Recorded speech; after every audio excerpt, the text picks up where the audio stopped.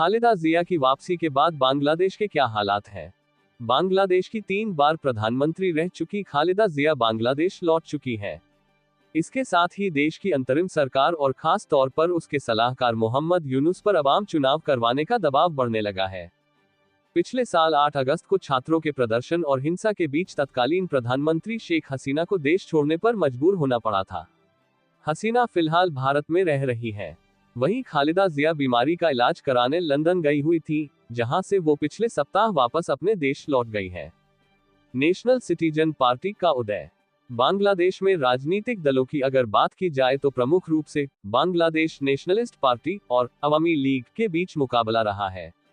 लेकिन इन दोनों के अलावा जमात-ए-इस्लामी बांग्लादेश का भी देश की राजनीति में खासा महत्वपूर्ण स्थान है। छात्र आंदोलन के बाद देश में एक नेशनल सिटीजन पार्टी का भी उदय हुआ, जिसके संयोजक नाहिद इस्लाम है। इन्हीं के नेतृत्व में अवामी लीग की सरकार के खिलाफ पिछले साल जुलाई में प्रदर्शन हुए थे। ढाका से प्रकाशित दैनिक डेली स्टार से बातचीत के दौरान बांग्लादेश नेशनलिस्ट पार्टी के महासचिव मिर्जा फखरुल इस्लाम आलमगीर ने कहा कि खालिदा जिया के वापस वतन लौटने से अब लोकतंत्र की राह आसान हो गई है। अंतरिम सरकार का हनीमून खत्म। शेख हसीना के देश छोड़कर जाने के बाद अंतरिम सरकार के सलाहकार मोहम्मद यूनुस ने कहा था कि वो साल 2026 की शुरुआत में ही देश में चुनाव करवा लेंगे। लेकिन उससे पहले वो चाहते हैं कि देश के संविधान में संशोधन किया जाए, जिसको लेकर कई समितियां भी बनाई गई हैं। उन्होंने टेलीविजन के जरिए अपने देश को संबोधित करते हुए स्पष्ट किया था कि संविधान के अलावा देश में और भी सुधारों की जरूरत है। इन सुधारों के बाद चुनाव का रास्ता प्रशस्त हो जाएगा। लेकिन डेली स्टार में ही प्रकाशित अपने लेख में अमेरिका में रहने वाले बांग्लादेश के चर्चित राजनीतिक विश्लेषक एहतेशाम उल हक कहते हैं कि अब तो बांग्लादेश की अंतरिम सरकार के लिए हनीमून का समय भी खत्म हो गया है। उनका कहना है, लोकतंत्र पर विश्वास रखने वाले हर बांग्लादेश के नागरिक की ये प्राथमिकता होनी चाहिए कि देश में जल्द से जल्द आम चुनाव संपन्न हो और बांग्लादेश फिर से विश्व के लोकतांत्रिक देशों में शुमार किया जाने लगे। सुधार तो होते रहेंगे। उद्धरण चिन्ह। अगर जल्द चुनाव नहीं होंगे तो वो उसी तरह की बात होगी जो आरोप शेख हसीना पर लगे थे कि वो चुनावों के परिणाम से डरती है, इसलिए उनकी पार्टी पर चुनावी धांधली के भी आरोप लगे। वो लिखते हैं कि खराब राजनीति की सिर्फ एक ही दवा है, अच्छी राजनीति। वो ये भी कहते हैं कि 15 सालों की जो तानाशाही बांग्लादेश में रही है, उसका जवाब ही निष्पक्ष चुनाव है। बयान में क्या कहा गया? बीते हफ्ते बांग्लादेश के विभिन्न राजनीतिक दल और संगठनों ने अवामी लीग पर प्रतिबंध लगाने की मांग को लेकर विरोध प्रदर्शन किया। शनिवार को ढाका के शाहबाग में मोहम्मद यूनुस के घर के सामने विभिन्न संगठनों के प्रदर्शन के बाद बांग्लादेश की अंतरिम सरकार ने शेख हसीना की पार्टी अवामी लीग की सभी गतिविधियों पर प्रतिबंध लगा दिया है। अंतरिम सरकार के प्रेस विंग ने अपने बयान में कहा, एडवाइजरी काउंसिल की मीटिंग में अवामी लीग की ऑनलाइन समेत सभी गतिविधियों को बैन करने का फैसला लिया गया है। ये फैसला तब तक लागू रहेगा जब तक बांग्लादेश अवामी लीग और उसके नेताओं के खिलाफ इंटरनेशनल क्रिमिनल ट्रिब्यूनल एक्ट में मुकदमा पूरा नहीं हो जाता। 58% लोग इसी साल चाह रहे हैं चुनाव। अंतर्राष्ट्रीय प्रबंधन और रिसर्च की संस्था इनोवेशन कंसल्टिंग ने हाल ही में बांग्लादेश में एक सर्वेक्षण की रिपोर्ट को साझा किया। इसमें बताया गया है, सर्वेक्षण में भाग लेने वालों में 58% लोगों का कहना था कि देश में आम चुनाव इसी साल होने चाहिए। ये सर्वेक्षण इस साल फरवरी और मार्च के बीच किया गया है, जिसकी जानकारी हाल ही में संस्था के प्रबंध निदेशक रुबायात सरवर ने ढाका में आयोजित किए गए एक संवाददाता सम्मेलन में साझा किया।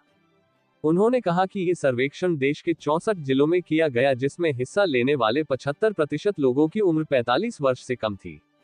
लेकिन सर्वेक्षण में चौंका देने वाली बात ये सामने आई कि इतने हिंसक प्रदर्शनों और प्रतिबंध की मांग के बावजूद अवामी लीग की तरफ 14%, जबकि बांग्लादेश नेशनलिस्ट पार्टी की तरफ 41.7% लोगों का रुझान नजर आया। जमात-ए-इस्लामी के प्रति 31.6% का रुझान इनोवेशन कंसल्टिंग के सर्वेक्षण में भाग लेने वाले लोगों में जमात-ए-इस्लामी के प्रति 31.6% का रुझान देखा गया। राजनीतिक विश्लेषक विद्या भूषण रावत कुछ दिनों पहले ही बांग्लादेश की यात्रा पर गए थे। बीबीसी से बात करते हुए उनका कहना था कि सबसे ज्यादा चिंता की बात है जमात-ए-इस्लामी के प्रभाव का विस्तार। वो कहते हैं, बांग्लादेश में भले ही अवामी लीग पर गंभीर आरोप लगे हों, लेकिन उसने कट्टरपंथियों को पनपने नहीं दिया।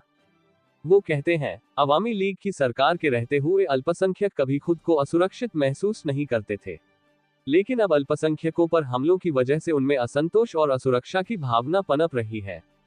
बीबीसी से बात करते हुए उनका कहना था, पिछली सरकार ने वाल्मीकि समाज को भी सफाई कर्मियों के लिए सरकारी नौकरियों में आरक्षण सुनिश्चित करने का काम किया, जिसका विरोध हुआ। उद्धरण चिन्ह। अल्पसंख्यक समुदाय भी घुल मिल कर समाज में रह रहे थे, लेकिन अब हालात बेहद नाजुक हैं। भले ही अंतरिम सरकार कुछ भी दावे कर रही हो।